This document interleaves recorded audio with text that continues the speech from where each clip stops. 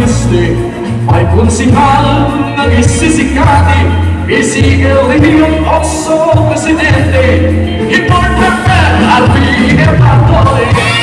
Nasayo na hiyang kulansa, magkarisyuhan nagkikiusa, ang mga istrihanong tinatago siya, ay mahupay ng mga pakisa.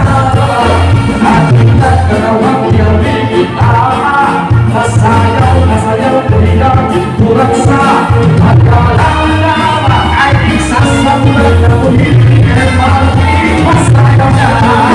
At nagkalawang niyang bigita, nasayaw kanilang kulansa, at kalala ay isasamulat na ulit, at masayaw na.